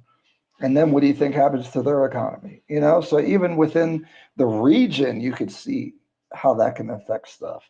Yeah. Um, so, I mean, I uh, just think global business works like that. If you understand global business and you don't adapt to how they do business, it's going to lead to, you know, a whole lot of roadblocks for you. yeah, this is a good comment. Most showroom furniture is made from fabricated wood. Gong Road is hardwood. You're better off buying from an artisan who is well skilled at buying at a showroom. I agree with that. Here's the problem. First of all, you're going to get upcharged for looking foreign. Secondly, you got to find the right artisan because not everyone is good. So these are the challenges because I those furniture makers. This is what I was talking about before. Those people Hmm. are incredibly skilled. Like They are. there's some beautiful stuff that they make. Yeah. So this is my point. Clearly, they can do it. Um, but for us coming here, it's hazardous because you have these other issues. And just add that Def- to it, right? You're a foreign business owner, right? You're trying to order a supply or something like that. They're going to double charge you. These are the challenges that you're going to have to face. Kiki, thank you for telling it like it is. We have that invested or looking to invest in Kenya. Find the information very useful, and that's who I try to be. People, especially Black Americans or whoever, really, you know, people don't have that much money. They're taking a big risk to come and do something Yeah. that a lot of people aren't doing. So, like, Yeah. I feel bad And that's if you get messed up. But you know what is a shame? A lack mhm. of information. If you had the information, you could do good, and then you don't have the information, that bad stuff happens. That bothers me because, especially with the internet, like you can get the information. So I'm just trying to help positively contribute to that. And then also, Ryan, you know, you put your hard-earned money into it, and then you're emotionally driven. You know, it might lead you into a situation where it might be very difficult for you. So, I think it's good that we're keeping it real, and Ryan's keeping it real about what's going on in our experiences, so you guys can be prepared and be cautious when you guys do decide to make that decision, or if you guys just decide to make that decision. Right.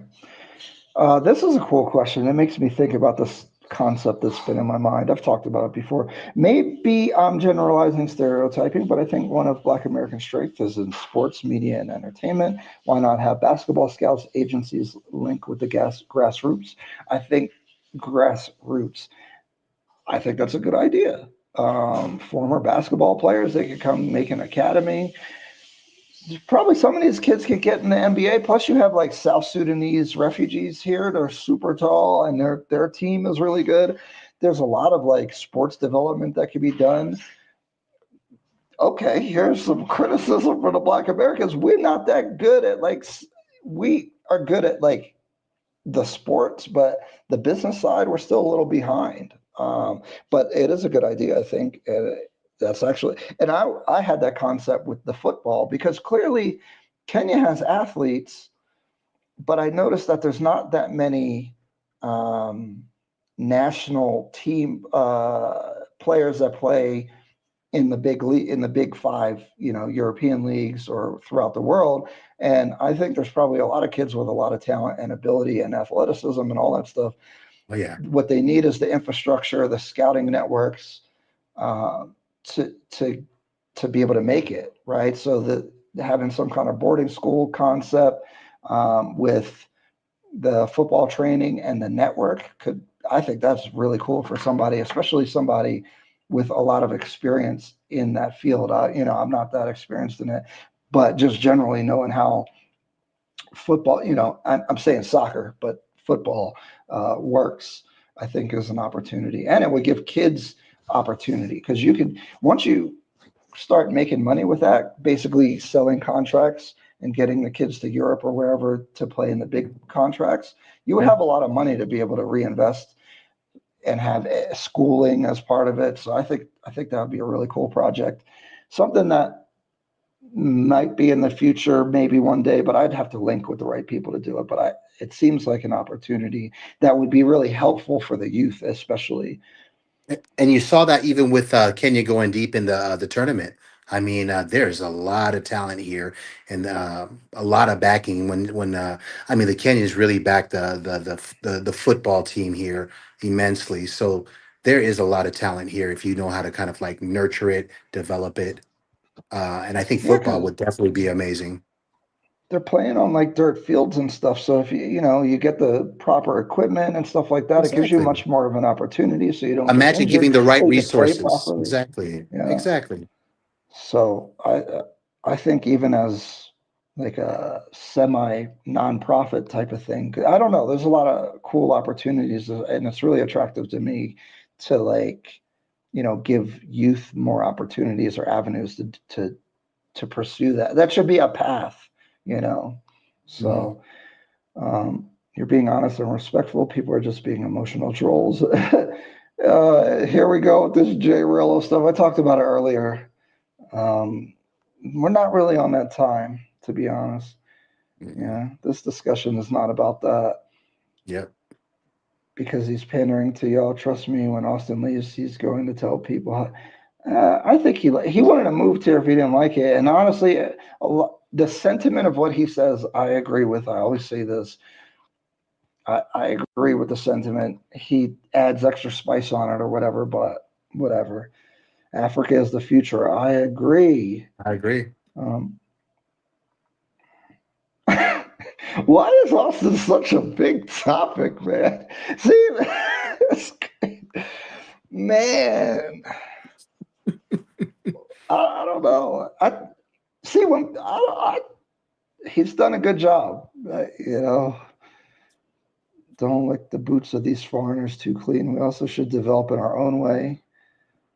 Yeah, I agree with that. Have you ever checked out Misty Springs? No. Send me the info. Send me the info on IG.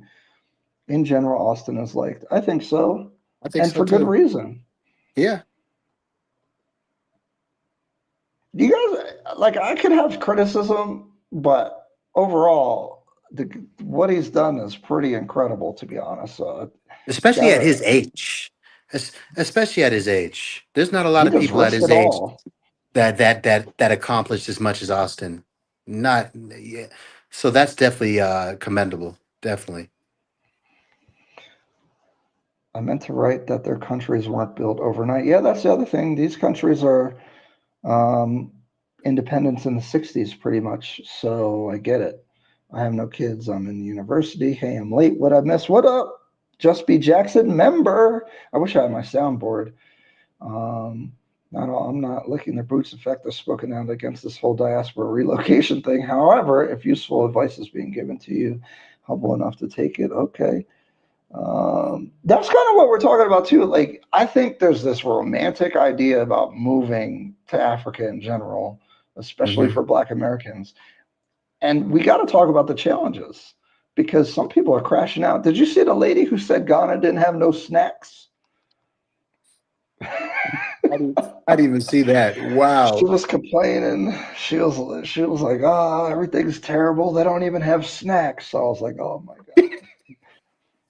Tanzanian tourism has dropped. Yeah, that's what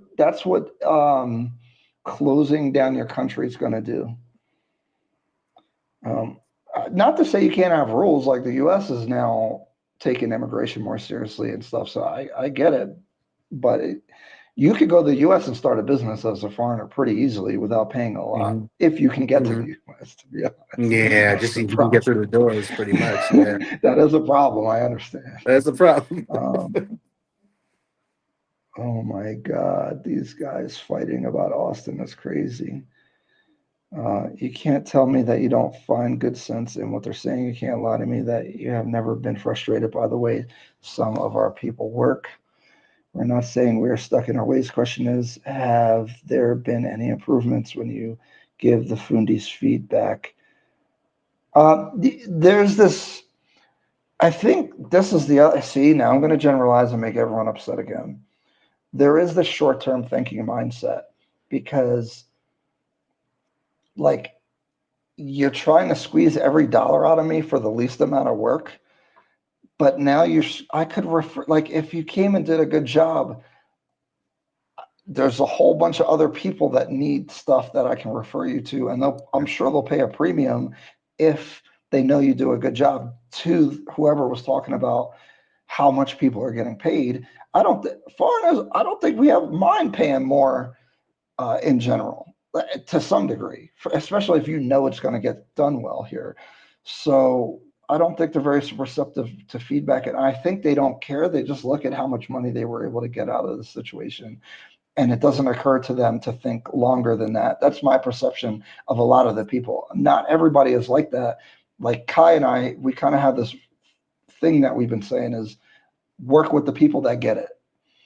And Yeah, so the people that understand and they have a longer term thinking, same thing with lawyers and everything, not just with contractors and fundis and yeah, all that. yeah, Everybody, because a lawyer might see you coming and want to upcharge you that one time and make money. Like, even if they get it off, right? They overcharge you and don't do a good job and just get a bunch of money. It's short sighted because now that was it. Because now yeah. we're going to say, don't use that guy. Right. But people don't mind doing it here. Like, they'll overcharge you for a mango or something, and it's like they don't care. Meanwhile, Hmm. they could have been the mango source. So, It could have been the mango source. Yeah, that is the truth. Shay Star, what's going on, man? Salute. How are you? You gotta have a Kenyan face to buy these artisan pieces. Exactly. And see, am I complaining about that? I don't complain about that. This is capitalism. You see somebody with money coming and you can set your own prices, make it higher. Shoot. Now I don't have to buy it. But see, that's the burden is on us to be smart. So I don't have a problem with that. But if you do that, I'm not, you know, now I'm going to Yeah, deal but with if the you person give the that didn't good do it. deal, right? If you give the good deal to someone who is, you think, wealthy, you don't think that wealthy person might not know other wealthy people? Right. Hello. That's what I'm trying to say. You know. Yeah, that's not a concept here as much. I think most people are like, let me just get the bread for today, which Yeah, I get it. People are like I that in the understand US. that. That's not a Kenyan thing. I think it's more, but it's hard to think long term if you have short term problems, to be honest. So I understand. Yeah, that's understandable, definitely. Kenyans will finesse black foreigners and upcharge. And that's what okay. I think the burden's on us to be smart. I believe she is one. Oh my gosh. I agree. We can learn. I just don't like their attitude. We've been very nice to these people, and I'm seeing a lot of disrespect. What do you think is disrespectful about? what we're saying. That's what I want to know. I like Austin, just a young man trying to find his way. Yeah, Exactly. that's the way I Like feel. That's it. if That's I was that it. age and you add the internet and the fame and all Yeah, that the stuff, fame. I'll be acting a fool. Oh my goodness. yeah. Yeah. So, and he hasn't crashed out too hard, so it makes sense. Benevolent dictator, I see you are still in the bash. Oh, what? Who's doing that? I don't know what they're talking about. They're arguing. Right. Oh wow. Guys, relax. Getting spicy in the chats. I agree with this comment. I totally hear you. I largely agree. Many of these African Americans should never set foot in Africa, but these two guys here have proven themselves to be good people, which is why I'm always here. Thank you. And I Thank you, Steve. agree. Trust me. Some of them that be coming, I'm a little scared and embarrassed because, Yeah. okay, let's go the other way. I have a lot of criticisms of Black American culture. That's why I'm here, because that a lot of it is toxic and bad, and I don't want it over here. I think it's destructive. Honestly, I don't like when I hear rap music in the clubs and stuff like that, although they're not taking it literally. That's what I realized. It's like, I'm like, it's going to influence them, but they're not thinking that what these guys are talking about is actually a real thing. But it's actually a real thing in the culture, Mm, killing mm. people and doing all the antisocial behavior. So, guys, I promise I got criticism on all sides. Yeah. But this is the same thing. Like I'm a Black American. I want us to do well, um, but I can't ignore the things I don't like or things that I think are self-destructive and antisocial about it. Mm. What you got, Kai? Oh, what about that comment? About what? Just Yeah, the yeah. How do African. you feel about the? What do I say? What do I We say talk about it? about this. We're way less diplomatic when we talk about it with each other. Yeah. There's just a certain type of mentality that some people bring that I wish that they would leave in America. I'll give you guys a perfect example. I was at a club. I was talking to Ryan about this. Everything is going good. We had a great time. Oh, I'm stepping out of the club. Okay. No fights, no issues, no what whatsoever in the club for the whole time that I'm being there. I'm sitting out there with one of my friends, and I go over to where they're picking up people at the Uber, and there's this big fight going on over there. Big fight, big fight. Find out that they're African American people fighting, and I was so angry and embarrassed that I had to tell you guys, like I had to tell them, like, stop bringing that over here. You know, there's no reason to get that physical. And this guy is like being held back by the cab drivers trying to get into this cab to beat this guy up and everything else like that. So I'm looking, and then a group of women started coming up and they said, "You better not be recording." Once again, African American women talking bad to me about that. And I'm like, I'm not recording. So once again, these are people bringing some type of negative energy that we're trying to leave from America. They're coming into a peaceful environment where everybody's just here to have fun, and they're starting fights outside the club. It's not the Kenyans, it's these African American people that are coming here with this ghetto mentality and acting a fool in a foreign country. We're guests here. You don't do stuff like that. And this guy's acting a fool, being held back by the Kenyans who want him to calm down, but he's crashing out. And then I get cussed out by an African American woman who thinks that I'm recording it when I wasn't recording it at all. That's the nonsense that we don't want to see over here. oh man.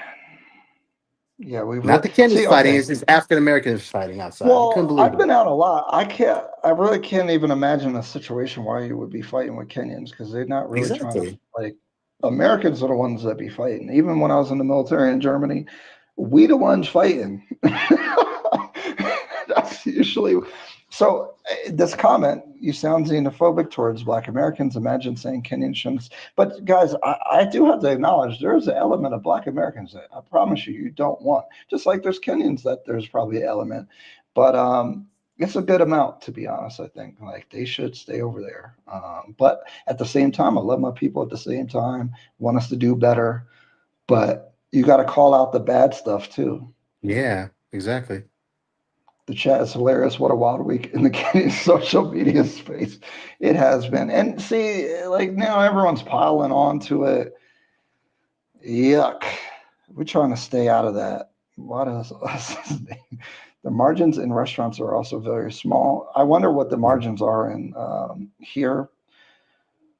Misty Spring is a development next to Emerald Springs. It's their project. They're finishing in December. Oh, wait. Well, they didn't Oh, it's talk right to. there, I Nixon. Okay. really. Why do you hate Kenny? What? What is going on in this chat? What's up, Ryan? What's up, Mike? He said, "What's up, Kai?" What's up, Mike? Oh my gosh. I can't find the good comments because these guys are just going crazy in here. He's also a hate. Oh my gosh. The Austin hate is heavy. Like, how has my platform become the Austin hate platform? It's terrible. Yes, just work with the people that get it. That's how many of us Kenyans. Exactly. I don't think what I'm saying is far from what other Kenyans would say about that stuff. Mm-hmm. Dang, now I got to read these because I just be clicking the comments, but now I got it because y'all just. Austin comes off like a hater to me. I think he's just frustrated because people aren't using his services. And you, like, if you don't know nothing, you will crash out. You might as well use the service. I don't know if it's good or bad, so I probably shouldn't say that, but I don't know. He's probably mad about that. Oh my gosh. Ooh, that is some tough stuff that you guys are saying. And I think we should be a little bit more positive on this channel. That's what we're trying to promote here, guys. That's what I'm trying to do. This is getting crazy in here. Well, I was only supposed to be on for an hour, so I might be getting off. Let me just go through here and look for a comment that is good. Yeah, I got Oh to get my off anyway gosh. soon. So, Okay, cool. Dang it. See, I don't want to have mods because I like the freedom of speech, but goodness gracious, what is going on? Real estate is always a good investment, especially if bought in the right place and time. Real estate appreciates. Good job. Thank you, Philly Entertainment. Hey, Philly. Shout out to Philly. Um, they feel your pain, Kai. I don't listen to any rap when I'm there. I don't want to poison anybody. Ryan has answered your questions. Even he agrees. I keep telling you, save your energy. You can't. Oh my goodness. Member comment. I have coached some of my African American friends on the preparation of the international level. It's really a thing. Yeah, because yes. sometimes y'all be embarrassing. So calm down. And I'm chill, but I'm even like more on edge than like Kenyans are chill. Like they like, it's cool. I'll be like, what's about to happen? And I'm actively not trying to be around no nonsense. But it's just that is a cultural thing. People are not speaking on real estate, most popular real estate. So I'm sorry that no, we were talking about real estate though. We were. We were. Sometimes it devolves. Go back to the first hour and a half. It's all real estate stuff. So Yeah. just Yeah. scan it back. Don't think this was the whole thing. Um, why not start a real estate quality assurance company and create a superior airtight pre-handover list that your client could send to developers? That's probably something that's going to happen. It's not going to be a company, but I will share information. When you get into a business, again, there's a lot of moving parts, customer service, all this stuff. I'm not really into trying to do that. I don't mind consulting, having conversations. You know, the members on the inner circle, I talk to all them guys.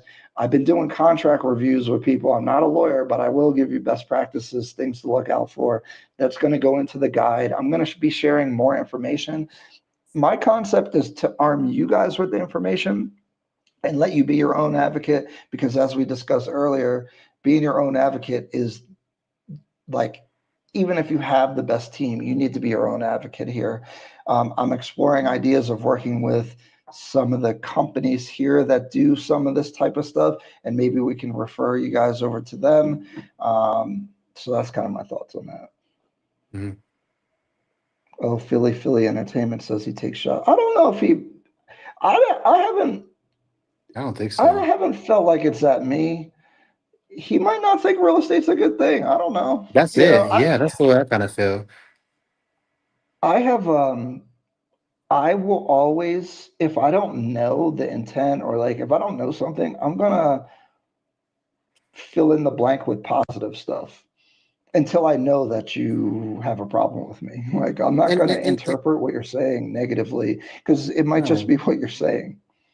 no, and that's his opinion. He if he doesn't like real estate, that's his opinion. I mean, he's entitled to his opinion, and he feels that business is better.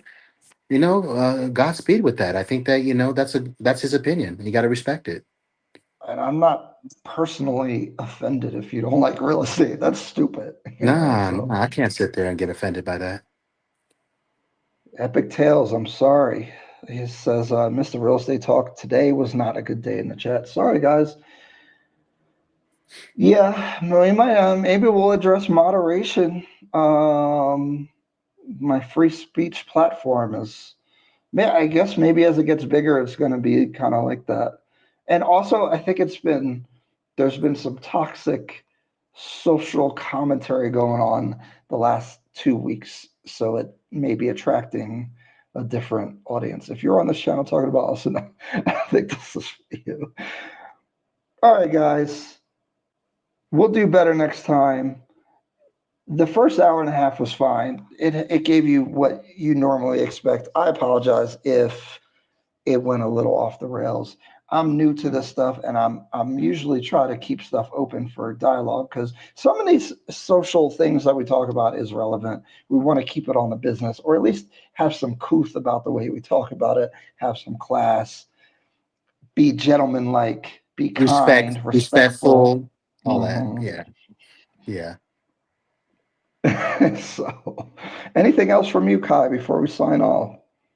Just hey, we're gonna keep on going, guys. We're gonna keep on being doing what we're doing, giving you guys our opinion.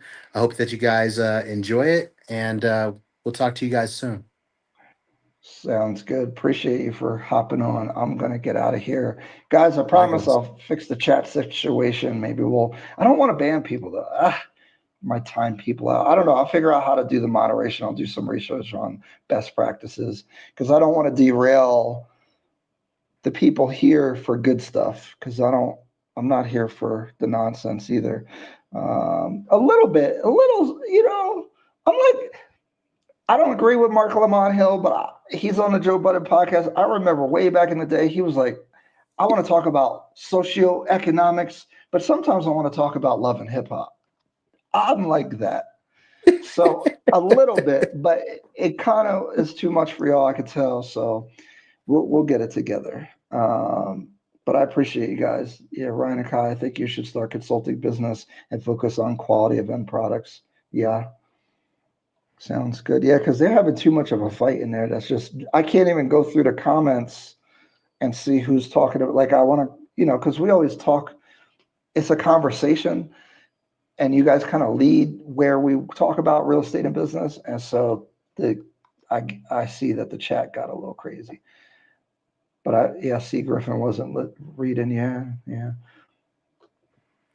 All right, guys. Even the guys that was arguing, I understand you guys want to do that. We're going to figure it out. But thank you to everybody for listening. Oh, the battery died on the way. Good Oh, lights timing. out. Thanks, Lights out. Kai. All right, guys. Uh, I'll see you guys later. Till next time. it's tough out here, but it's good. All right. See Oh you no, it's still a guys. blessing. It's still paradise. Yes. Take care.